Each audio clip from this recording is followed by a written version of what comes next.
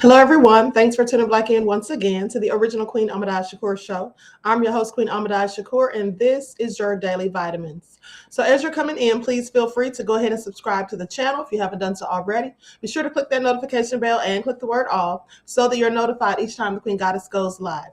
Don't forget to follow me on Instagram at Queen Ahmadiyyah Shakur. You can also follow the Queen Ahmadiyyah Shakur fan page on Instagram and Twitter, and you can follow the Queen on Twitter at DGoddess27.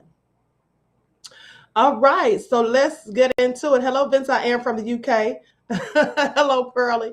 Shots on target. Daily read. Okay.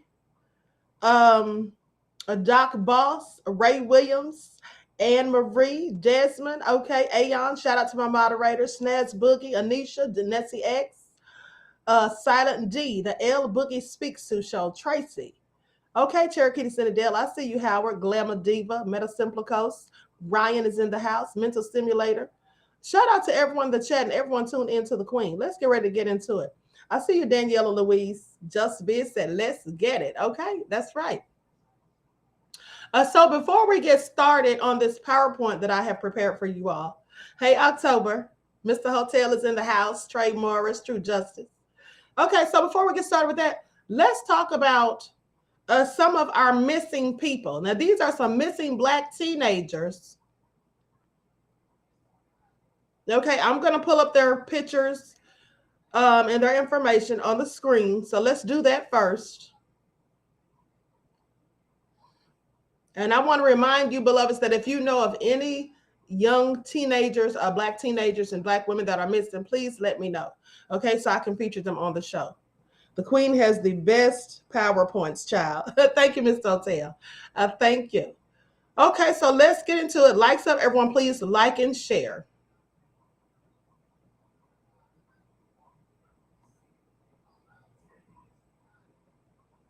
Okay, so this is Jada Billups. She's 15 years old, and she has been missing since August the 11th of this year. Now, the Metropolitan Police Department is seeking the public's assistance in locating 15-year-old Jada Billups, who was last seen in the 500 block of Street Southeast, I guess First Street Southeast on Thursday, August the 11th.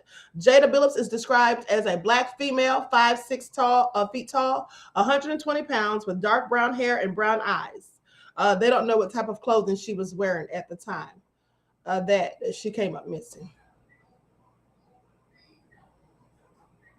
And I want you all to pay attention, because here's the thing. I talked to you all this morning about the video that the father posted where someone had been constantly putting zip ties on his daughter's car, on her car door.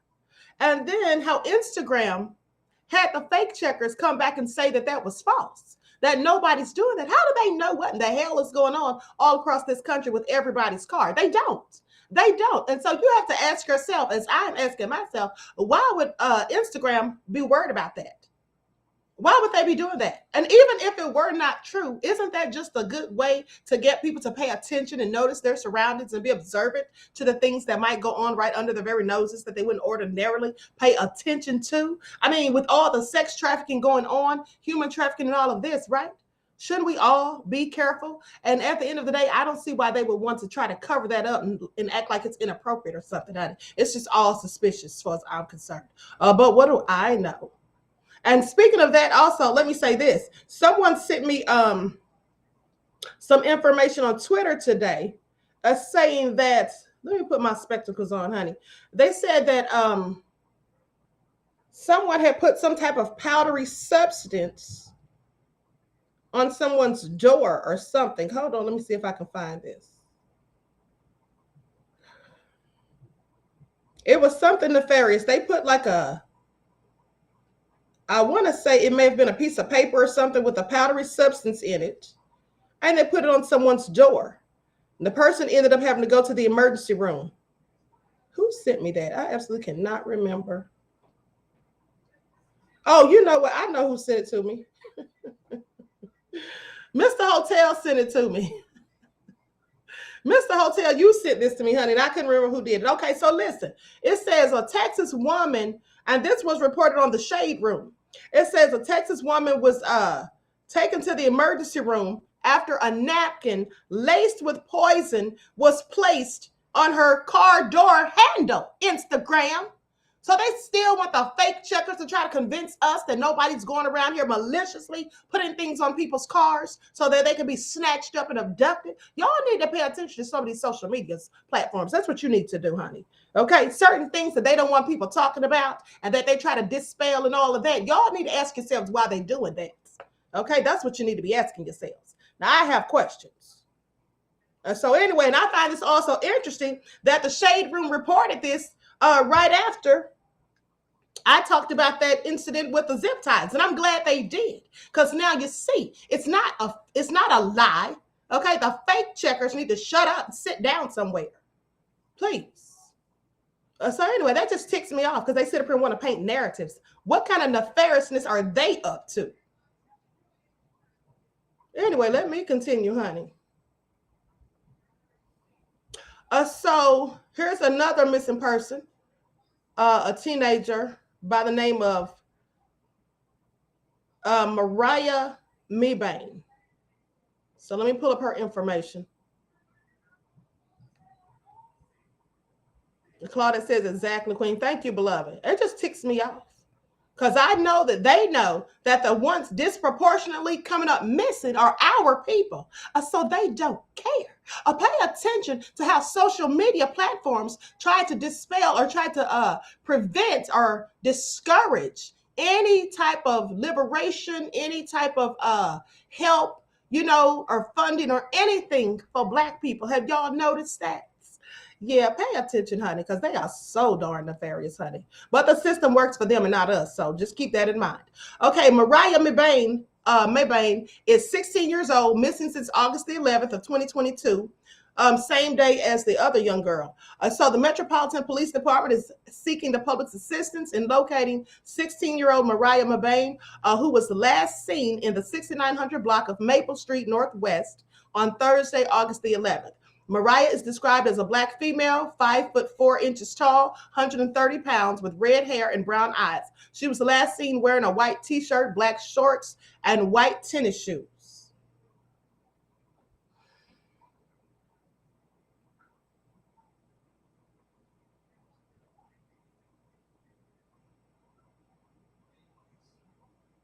And there's a couple of more. Someone sent me this young lady on Twitter. This story about her being missing. Her name is Nima Ashford. She's 15 years old, missing since August the 16th. The Metropolitan Police Department is seeking the public's assistance in locating 15-year-old Nima Ashford, who was last seen in the 2900 block of 26th Street Northeast on Tuesday, August the 16th. Nima Ashford is described as a Black female, 5 foot 6 inches tall, 140 pounds, with black and blonde braids and brown eyes. Clothing description unknown.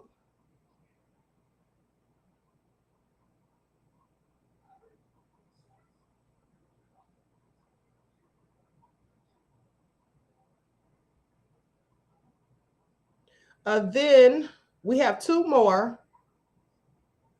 Likes up, everyone, please like and share. This is Janaea Briscoe, who's only 14.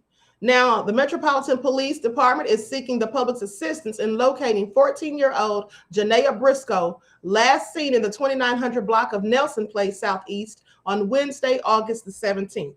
Janaea Briscoe is described as a Black female, 5 foot 7 inches tall, weighs 160 pounds, with short green hair and brown eyes. Clothing description is unknown.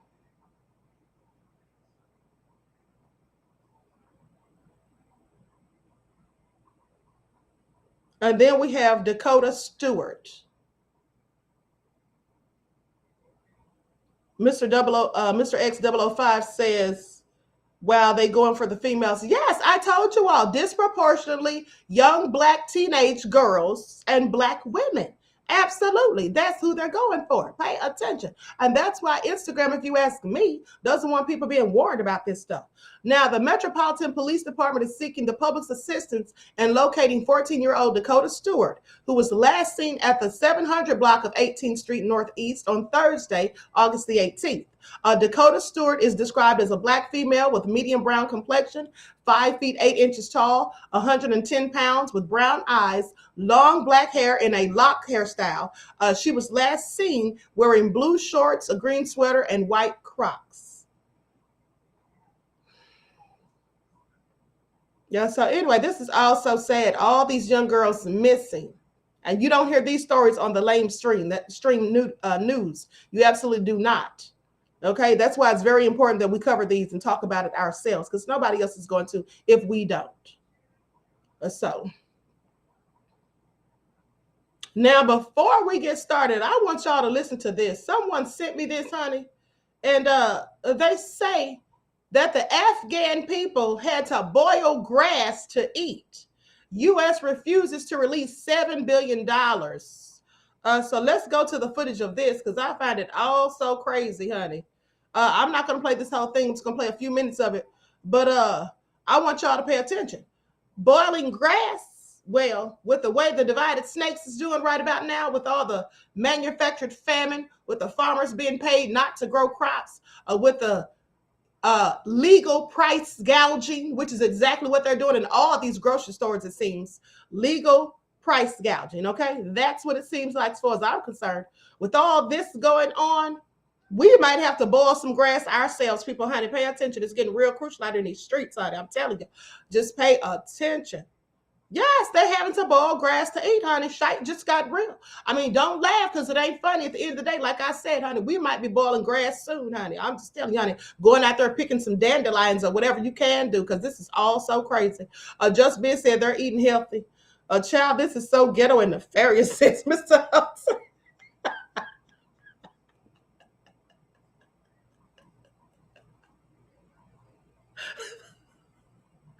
Honey, it is ghetto, but I'm telling you, don't be surprised if there's a news article talking about us boiling grass to eat, honey. I'm just saying, because this is all going downhill on a steady roll. Glamour Diva said, child, it's just greens. Oh, hold on. My aunt Egypt said cannibalism is going to be on the rise as well around the world, starving these people out. They will do that to survive. Oh, yeah, they will, honey. That's why I told y'all to make sure you have your weapons to defend yourselves and your families, honey, because Alex Jones already let it be known that he would gladly eat his neighbor. So please pay attention to that, honey. Y'all thought that show Good Times? Honey, we about to be living in good times. Okay, we're about to be living just like the Evans's families, honey, in a minute if we're not careful. Only it's going to be called hard times, honey, not good times, honey. I absolutely cannot.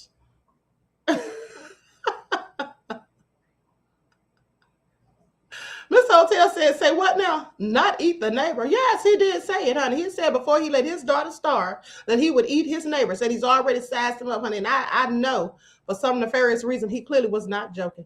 So I'm going to share my screen. Everyone, please get those likes up. Please like and share. Boiling grass, honey. Where has it all gone to? Year since the use these funds for the benefit of the Afghan people is simply wrong. It is not true. Our focus right now is on ongoing efforts to enable the $3.5 billion in licensed Afghan central bank reserves to be used precisely for the benefit of the Afghan people. The presence of Ayman al-Zawahiri on Afghan soil with the knowledge of senior members of the Haqqani Taliban network only reinforces the deep concerns that we have regarding the potential diversion of such funds to terrorist groups. So right now we're looking at mechanisms that could be put in place to see to it that these $3.5 billion in preserved assets make their way efficiently and effectively to the people of Afghanistan in a way that doesn't make them ripe for diversion to terrorist groups or elsewhere. For more, we're joined by two guests. Shah Marabi is the chair of the Audit Committee of the Central Bank of... Okay. At the end of the day, hold on. Oh, okay. I keep getting these pop-ups. Okay, so at the end of the day, you know, that's all sad and everything, but we have our own problems to worry about, honey. We have our own issues to worry about, and clearly we have many. They don't want to give us reparations, any type of tangibles. They keep on sending agents amongst us. They just keep on trying to usurp the movement, and they have all these fake militant, so-called fake pro-Black people trying to act as though they're trying to help us get somewhere when really they're not doing anything but setting us back. Pay attention. So with that all being said, let's get into it. Because for those of you who don't know much about Black August, we're going to talk about that. All right, while we commemorate and celebrate these political prisoners and real revolutionaries during this time. And so I'm going to pull up this PowerPoint. Hold on. Come on, we can send the hot dogs. No, I don't think they eat hot dogs, beloved. And Queen, I need my vitamins. I'm malnutrition. Y'all stop cracking jokes. This is not a laughing matter. Y'all sitting up here playing, but I'm telling y'all, we're going to be boiling grass in a minute. I'm not talking about collard greens, Sonny. All right? So that all being said, I'm going to go ahead and share my screen so we can get into this PowerPoint presentation. Okay? Likes up, everyone, please like and share. Subscribe to the channel if you haven't done so already. Thank you in advance, beloveds. Let's get into it.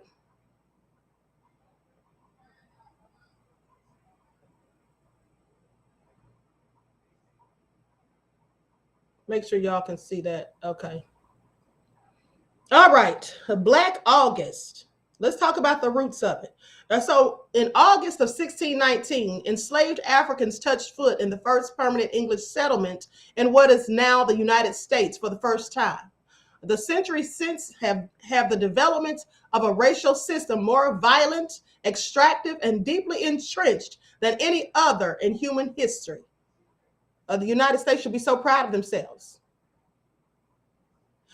So yet there is oppression. There is also resistance. Excuse me. Where there is oppression, there is also resistance. Since 1619, Black radicals and revolutionaries have taken bold collective action in pursuit of their freedom, threatening the fragile foundations of exploitation upon which the United States is built. These heroic struggles have won tremendous victories, but they have also produced martyrs, heroes, who have been imprisoned and killed because of their efforts to transform society.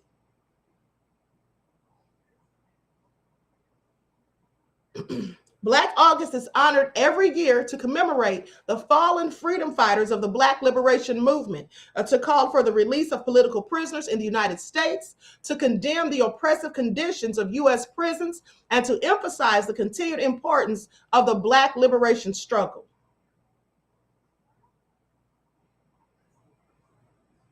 Observers of Black August commit to higher levels of discipline throughout the month.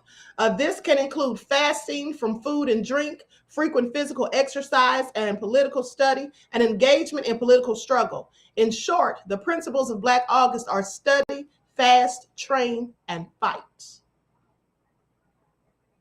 George Jackson and the origins of Black August. Now, George Jackson was a field marshal of the Black Panther Party while he was incarcerated in San Quentin prison in California.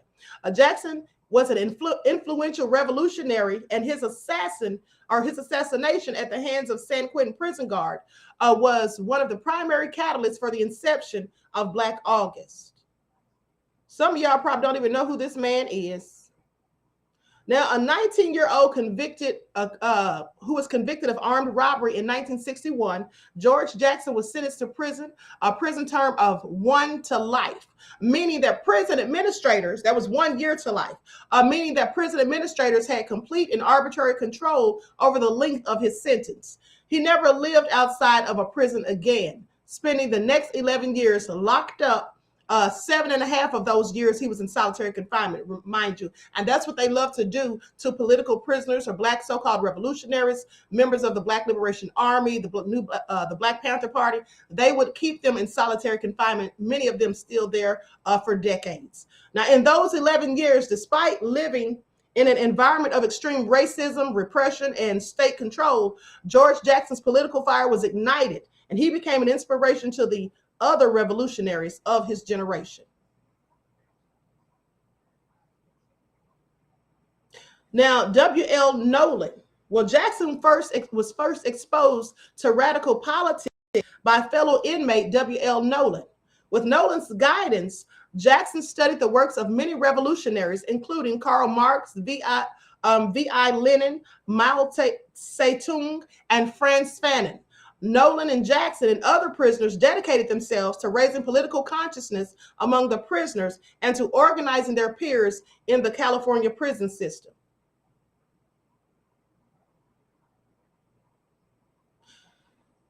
They led study sessions on radical philosophy and convened groups like the Third World Coalition and started the San Quentin prison chapter of the Black Panther Party. Jackson even published 2 widely read books while incarcerated, Soledad Brother and Blood in My Eye.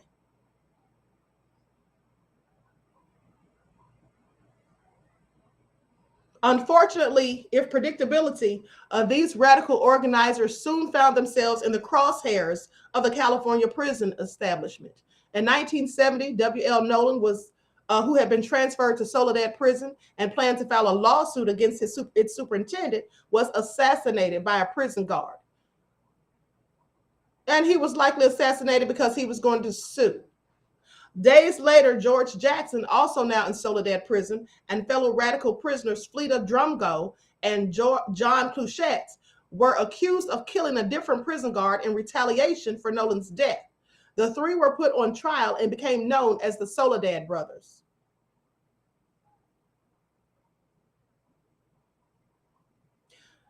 That year, when it was clear that George Jackson would likely never be released from prison, his 17-year-old brother, Jonathan Jackson, staged an armed attack on the Marin County Courthouse to demand the Soledad brothers' immediate release. Jonathan Jackson enlisted the help of 3 additional prisoners, James McClain, William Christmas, and Russell McGee, during the offensive. Now, Jonathan Jackson, McClain, and Christmas were all killed while McGee was shot and rearrested. Russell McGee, now, now 80 years old, is currently one of the longest held political prisoners in the world. On August 21st of 1971, just over a year after the courthouse incident, a prison guard assassinated George Jackson. The facts regarding his death are disputed. Prison authorities allege that Jackson smuggled a gun into the prison and was killed while attempting to escape. On the other hand, literary giant James Baldwin wrote that no Black person will ever believe that George Jackson died the way they tell us he did.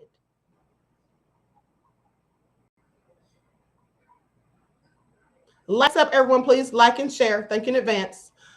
So while the particular circumstances of Jackson's death will likely forever remain contested, 2 facts are clear. His death was ultimately a political assassination, and his revolutionary imprint can't be extinguished. Through the efforts and sacrifice of George and Jonathan Jackson, Nolan, McClain, Christmas, McGee, and countless other revolutionaries, the 1970s became a decade of widespread organizing and political struggle within prisons. Prisoners demanded an end to racist and violent treatment at the hands of prison guards. They wanted better living conditions and increased access to education and adequate medical care. Tactics in these campaigns included lawsuits, strikes, and mass rebellions. The most notable example may be the Attica prison rebellion, which occurred in New York State just weeks after George Jackson was murdered.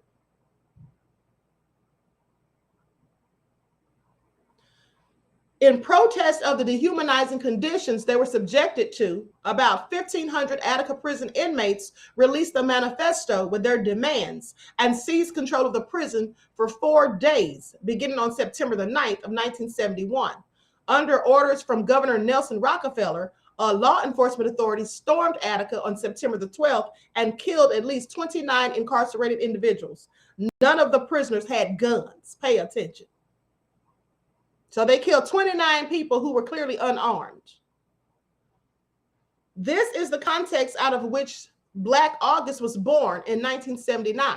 It was first celebrated in California's San Quentin prison, where George Jackson, W.L. Nolan, James McClain, William Christmas, and Russell McGee were all once held. The first Black August commemorated the previous decade of courageous prison struggle, as well as the centuries of Black resistance that preceded and accompanied it.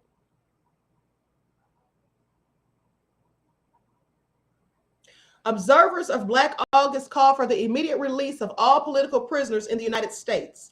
That U.S. government even holds political prisoners is a fact that they attempt to obscure and deny. So they try to act like they don't even have any political prisoners when in fact they absolutely do. In reality, dozens of radicals from organizations such as the Black Panther Party, the Black Liberation Army, the American Indian Movement, and MOVE had been imprisoned for decades as a result of their political activity.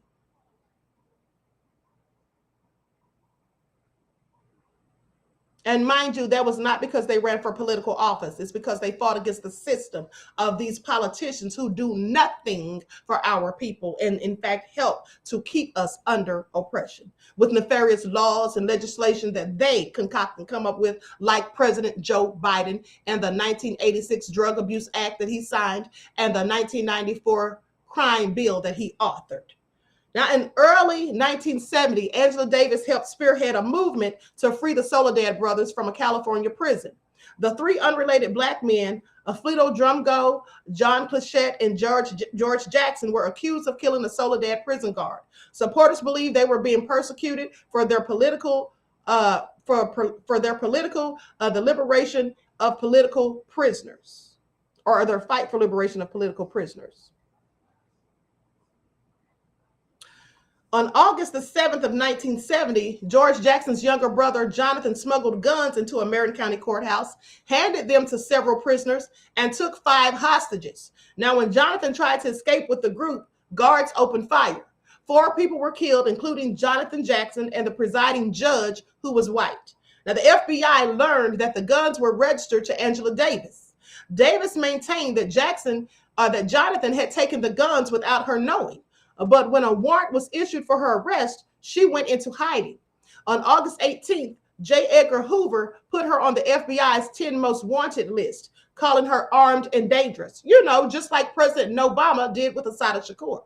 The FBI caught Davis 2 months later in New York City. She was extradited to California.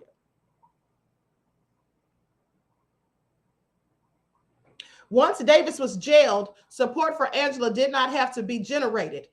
This is what Bettina Attica said. It had to be organized. Scores of Black newspapers across the country called for her unconditional release. Black writers in New York formed a support committee. A singer, Aretha Franklin, offered to post her bail, saying, "I'm going to set Angela free. Not because I believe in communism, but because she's a Black woman who wants freedom for all Black people."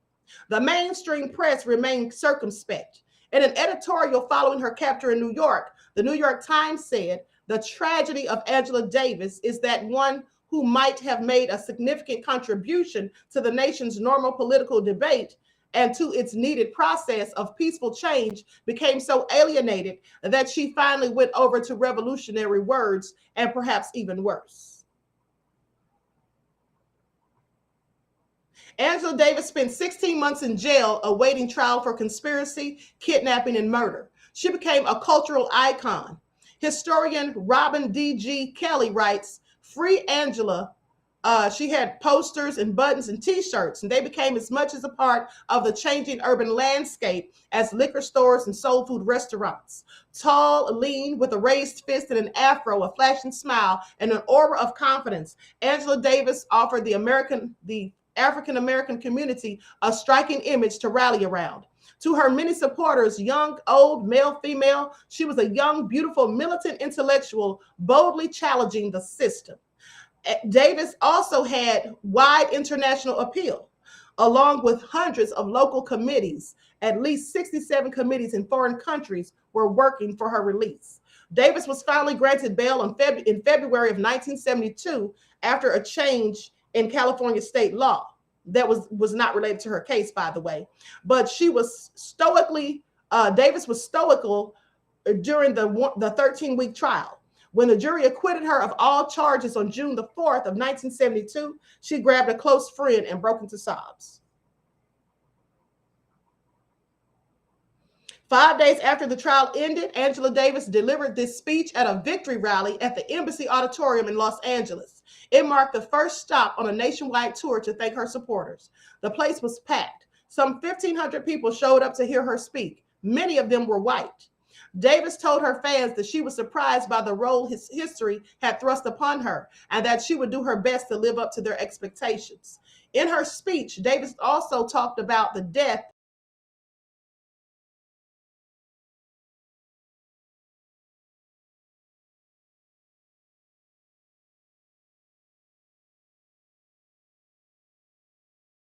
of American history at Attica prison in New York. What Davis doesn't say is that Jack's death, which occurred while she was still in jail,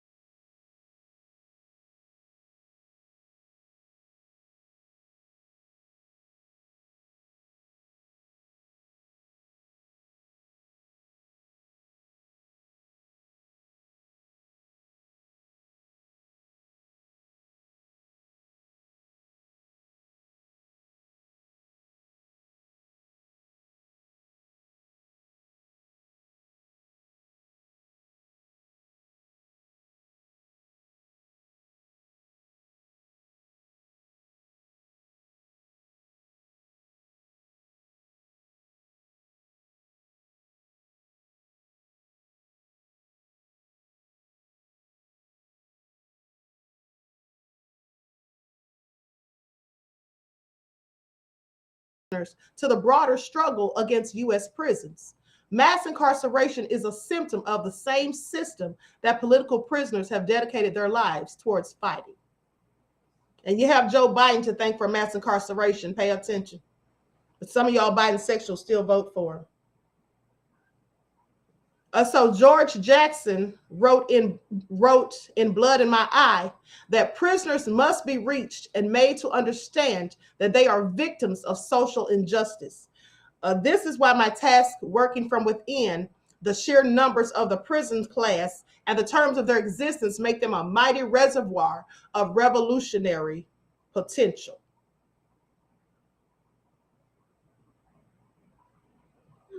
George Jackson's own journey is a perfect example of that revolutionary potential. Jackson didn't arrive in prison a ready-made revolutionary. He had a history of petty crime and was apolitical during his first years in prison. He would have been dismissed by many people in our society as a thug.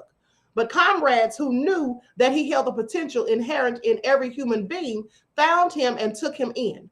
They helped him understand his personal experiences within the context of capitalism and white supremacy. In turn, George Jackson dedicated his life to doing the same for other incarcerated individuals.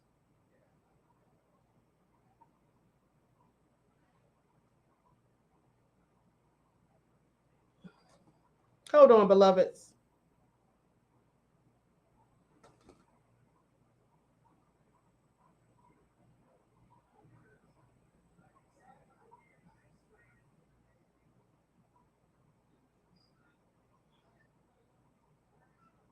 Okay, you were cut off for talking.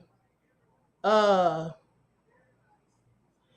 so can you all hear me now? Because I just got a text. You got cut off, Queen. Okay, so is it back on? I'm just curious. Can you all hear me now? Is everything back to normal? Hold on. Okay. Y'all know how they be hating, honey. But anyway, let me continue. Okay, thanks, beloved. Thank you. Thank you, Mr. Hotel, for letting me know, too. Okay, so August, more than any other month, has historically carried the weight of the Black liberation struggle.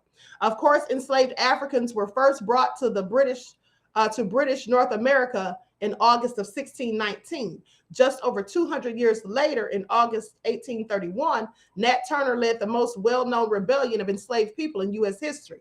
This historical significance carried into the 20th century when both the March on Washington for Jobs and Freedom and the Watts Rebellion, an explosive uprising against racist policing in Los Angeles, occurred in August during the 1960s.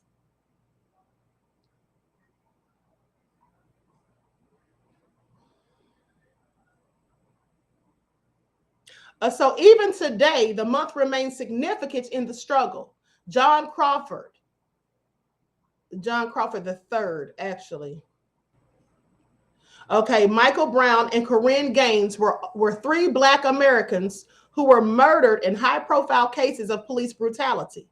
Crawford and Brown in August of 2014 and Gaines in August of 2016. Now, if you remember, John Crawford III was the Black man who was in Walmart looking at a toy gun. When he was talking on his cell phone, someone called the police. The police came in and just shot him and killed him. They didn't tell him to drop the gun. They didn't, they may have told him to drop it. I don't recall, but he was talking on the phone. So likely he didn't hear them. And the next thing is he was holding a gun in Walmart, which sells toy guns, right? So they clearly should have had better sense than just to start shooting. I'm just saying. So anyway, and Corinne Gaines, that's the young lady who was killed by SWAT in her apartment. Okay, they said that she shot first, but her son who was with her, he was 4 or 5 years old at the time, said that the police shot him and his mother. All right. So their deaths have been part of the impetus for a revived national movement against racist police brutality. Finally, on August 21st of 2018, the 47-year anniversary of George Floyd's death, thousands of U.S. prisoners launched a national prison strike. They engaged in work stoppages, hunger strikes, and other forms of protest. The strike lasted until September the 9th, 47 years after the Attica prison uprising had begun. Like the Attica prisoners, the 2018 prison strike organizers put forth a comprehensive list of demands that exposed the oppression inherent to the U.S. prison system and laid out a framework to improve their conditions.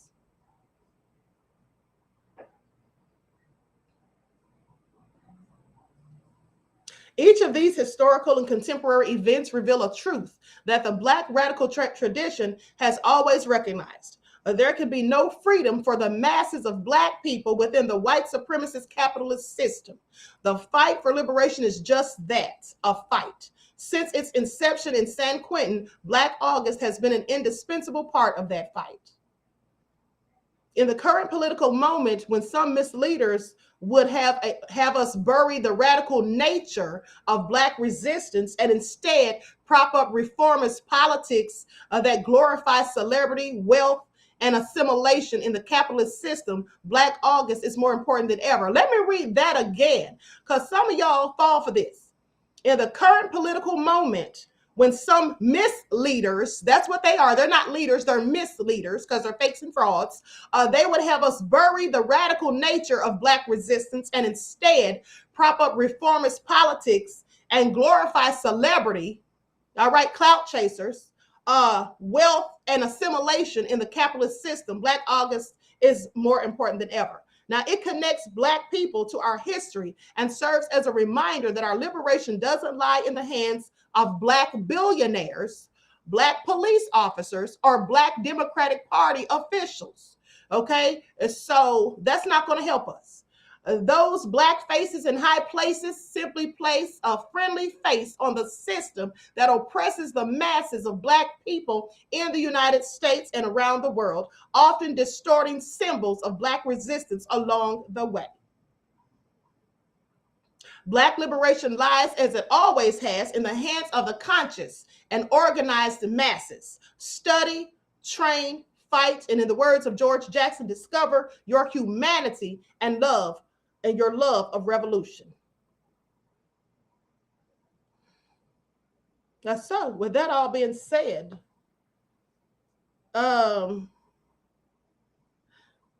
The person who wrote this specified they were Africans. We understand Black folks been over here already. Yes, Lee Harv, they have been here already. Some of us. Some of them were also brought here. So that's likely what they were talking about. Now she is a real political prisoner, unlike Wig, says Juju. Right. Mr. Hotel said, amazing PowerPoint queen. Thank you, beloved. Okay, thank you. So with that all being said, I hope you all got something out of that. And there's still numerous Black revolutionaries in prison. And I want you all to pay attention. October says, love this. Thank you, beloved. And I want to tell you all this. At the end of the day, y'all see how they cut you all said they cut the live or whatever, they stopped it for a minute. Y'all see how they do, right? You see, I want you to pay attention to something. I don't care what somebody comes back and tells you. Here's the thing. If you are a real revolutionary, I'm sorry, it's just facts. Social media is going to mess with your channel. They're going to demonetize your channel. They're going to delete your channel. You may have to start another one. Sometimes they won't even let you make another one, honey, like your Rima Karama, Brother Rizza Islam. I don't think he can make another YouTube channel. Okay, so with that all being said, and mind you, Brother Rizza Islam is on a whole government watch list. Part of the disinformation dozen is what they call it. And so with that all being said, and I have been told by some of you that when you try to go on, I want to say it's the Black Authority or Professor Black Truth, it's one of them. A couple of people have told me that when they go on their channels, sometimes even to try to type a comment in the chat, it says, if you leave a comment, the public is going to be able to see it. As if they're trying to discourage people from leaving comments in the chat. So I find that all very interesting. Because these are some of the things that they do. Okay, and then someone sent me, Sally said, yep, I love Brother Rizza. Yes, as do we all. Okay, Celeste said Jason Black. Yes. October said they cut you again. I'm not surprised. So my whole point is this. You can tell it's not hard to do. The people who are really posing a threat, the people who are really revolutionaries, because when you are real, you see, they are going to do everything they can to sabotage you. So don't listen to these people going around here acting like they just putting in so much work and people just after them. Honey, ain't nobody after you. If YouTube is not even after you, honey, you think the feds are? Please miss me with it. Okay, make it all make sense. If YouTube is unbothered by you, the feds are clearly unbothered by you. Because the feds are all over YouTube. The feds are all over YouTube. So I'm just saying, make it all make sense, right? I'm just telling the truth. Some people need to quit clout chasing, trying to paint narratives and act like they're doing this, that, and the third when they're all about money and cash. And that's what it is. And I call them out. I have no problem because I don't care about them or their minions. I don't. All right? So it is what it is. Okay? Please. Miss Hotel said, clipboard, anyone, ancestral DNA unlocked, anyone, random interviews, anyone miss me with it? Woke one says, you were recently unsubscribed from the Black Authority. I had to wait a week before I could post. It ticked me off. You see, that's because he's really putting in work. He's really saying things that are a problem.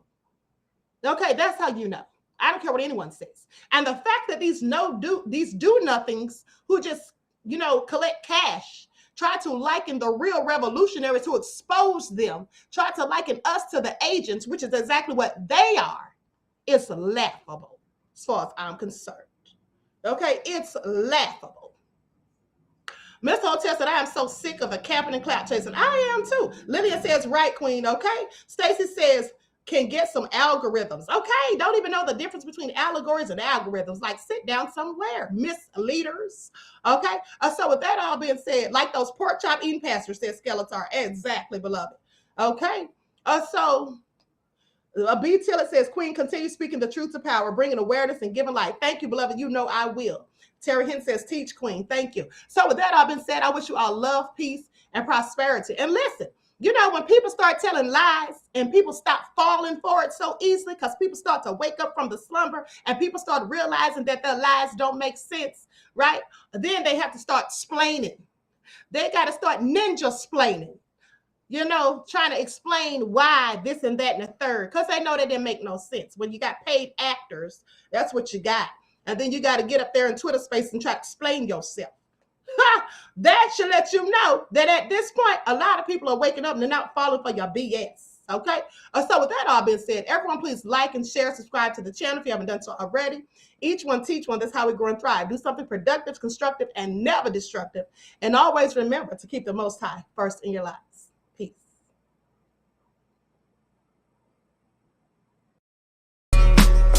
In order for you and me to devise some kind of method or strategy to offset some of the events or a repetition of the events that have taken place here in Los Angeles recently, we have to go to the root. We have to go to the cause. Dealing with the condition itself is not enough. Dear Mr. Massa, I'm just trying to mind my own business. What's the matter? It's just another day, another black king captured. I'm about to lose my brain, stuck inside this ghetto rapture. I got a lot of smoke. If you want it, you can have it. They want a hat trick, but this is black girl magic. Ain't talking about the kind that'll make you disappear, but I'm talking about the power of the melanin within. Ain't looking for trouble, but I'ma say this one time. I put two dukes up if you try to touch mine. We still want justice for Samir and Trayvon. You say you don't see color, but racism ain't blind. They targeting little kids whose skin look just like mine. So I'm paranoid, it's a war zone outside. And I'm a black queen, so if you ask me to step out of my car, you gon' have to snatch me. Cause I ain't going no damn well. Had to spend my whole life living unfair. Ancestors got my back and they right here. You can never understand, it's a nightmare. Living in my black shoes by the black rules. You can keep your handshake, I don't dap coon. The white man to go nuts if he cash you. But you all on his side like a damn fool. Make it make sense. We are oppressed. Queen. We are exploited. We are downtrodden. Make it make Queen. We are sense. denied not only civil rights, but even human rights. Ahmadiyyah. So the only way we're going to get some of this Ahmadiyyah. oppression and exploitation Queen. away from us or aside from us is come together Queen. against the common enemy. Who taught you to hate the texture of your Ahmadiyyah. hair? Who taught you to hate the color of your skin? Ahmadiyyah. Parents, pay attention to the books, the school system, given to your little children. Lies mixed with wisdom. His skin too bright, so he was blind to the prison. My skin just right, so I collide with division. You trying to pray to God, but we tired of religion. No savior saving, we got to save our savings. We used to pay miss, how we gon' make the slave rich? But who's to blame, and tell me why you complaining? We need a team effort just to rule the nation. Like a bad relationship, missing communication. We missing moderation. They trying to get a poison to my population. No reparations, I'm getting tired of Satan. We are oppressed. Queen. I'm getting tired of waiting. We are downtrodden. Queen. We are denied not only civil rights, but even human rights. Ahmadiyyah. So the only way we're going to get some of this Ahmadiyyah. oppression